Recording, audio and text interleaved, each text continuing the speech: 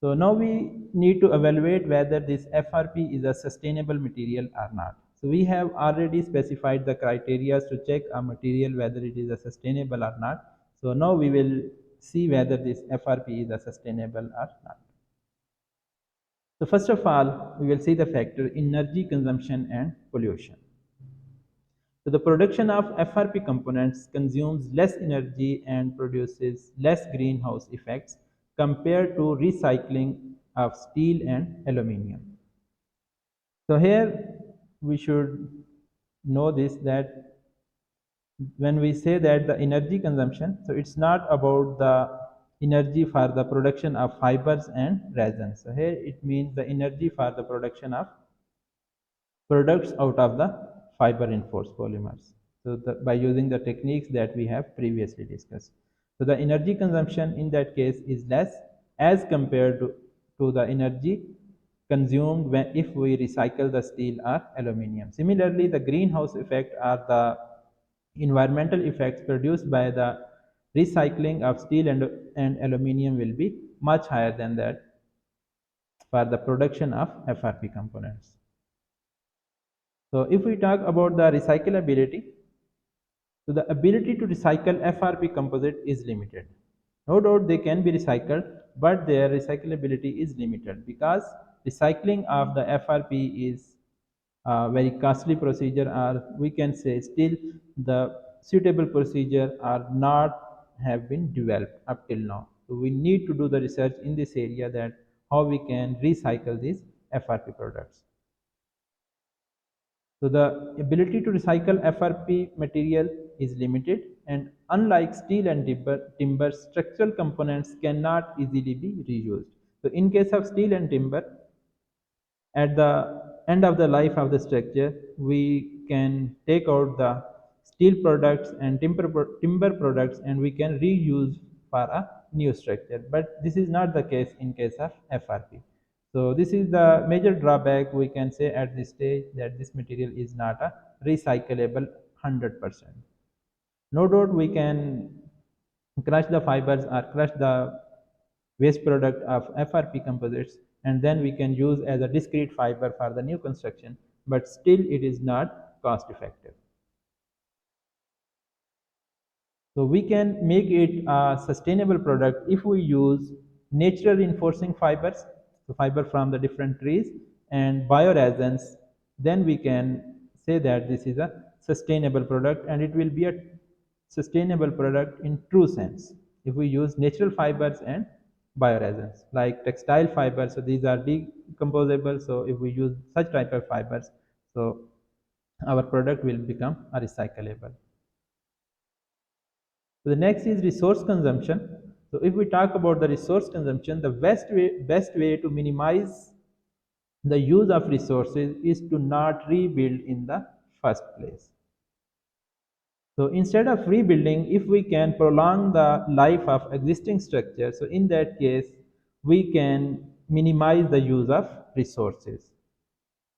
So FRP is a good material for that purpose. So FRP composite can be used to extend the service life of existing structures and to develop new structures that achieve superior service life with minimum maintenance. So we can strengthen the existing structure, concrete as well as steel structure. We can strengthen them, we can prolong their service life, as well as we can build the new structure which are more sustainable, or we can say which are more durable, and they can have a long service life, and during their service life their maintenance cost will be minimum. So in this way we can save the resources, or we can consume the less resources. So here we can see we can strengthen these columns, beams in shear as well as in flexure. We can also fabricate the bridges by using FRP. This is a bridge, complete FRP bridge. The truss as well as the deck, the whole assembly is made up of FRP. So it will have a more durable life. So its performance in aggressive environment will be significantly high. So FRP efficiently maximize the benefit of potentially limited non-renewable resources and avoid the environmental, social, and economic impacts associated with replacement and new construction. So if we talk about a concrete structure, so this is made up of non-renewable resources.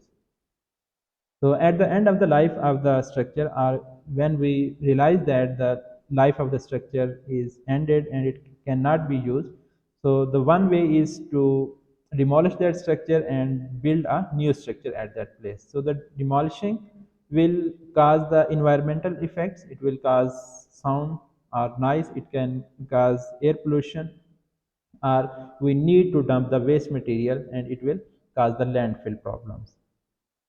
So if instead of demolishing that structure, we strengthen that structure and we prolong its service life for some duration, then we can minimize or we can avoid the use of resources as well as we can protect the environment. The next is cost effective. So FRP components are cost efficient alternative to conventional construction materials such as steel and wood due to low processing cost, low transportation cost, and low construction cost because of their lightweight.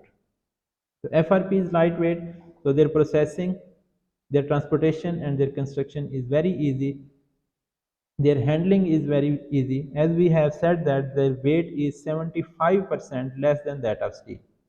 So, for example, if a person, if a labor can carry only one bar, then in case of steel, but in case of FRP, he will be or she will be able to carry 4 bar instead of 1 bar, or 3 bar instead of one. So, in that way, our labor cost will sufficiently reduce as well as the production process or the speed of construction will be enhanced. So we can see over here, this is the frame made with the FRP, fiber reinforced polymers. So if it is made with the steel, so it is not possible to be lifted by the two persons. So now in case of FRP, the two person have lifted this whole frame very easily. Similarly, this is a bridge. This is lifted by the crane. A whole bridge is constructed or fabricated, prefabricated and lifted up to the place. And here we have an example of truss bridge. So this is lifted by the helicopter and brought at the required place. So this is only possible in case of fiber reinforced polymers because of their lightweight. Okay, if we talk about the strength performance, the pultruded FRP fibers or FRP products can contend with the strength of structural steel on a pound for pound basis, displaying a reduced weight profile of up to 75%. So if we compare 1 pound of FRP and 1 pound of steel, so the strength of FRP will be significantly high. Or if we compare the strength for the required strength, for example, for 100 megapascal, the material required by FRP will be 75% will have 75% less waste as compared to steel.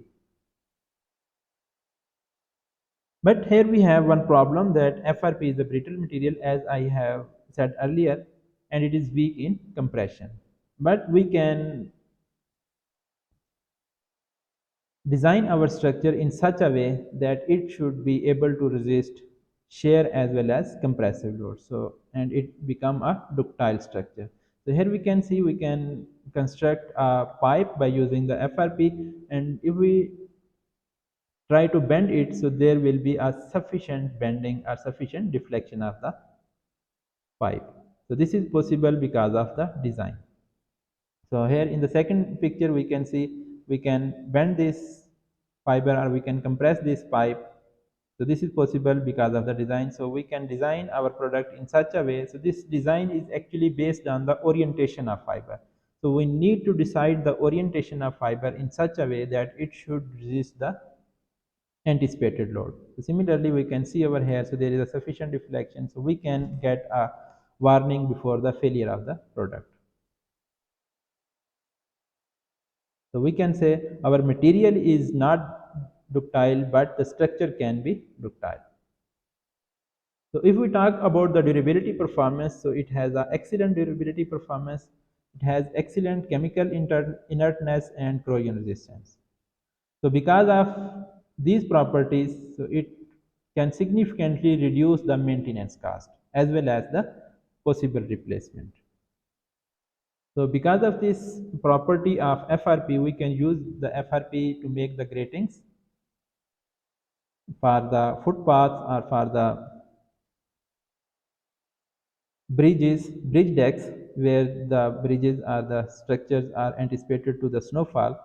So because of snowfall and we spread the salt, de-icing salt, so in that case the steel gratings can corrode very easily. So at that places we can use the FRP gratings. Similarly, we can use the FRP pipes where the environment is aggressive, or in case of sewer pipes. So in case of sewer pipe, if we use steel pipes, so that will be not a good option, they will corrode very easily. So we can use these FRP pipes.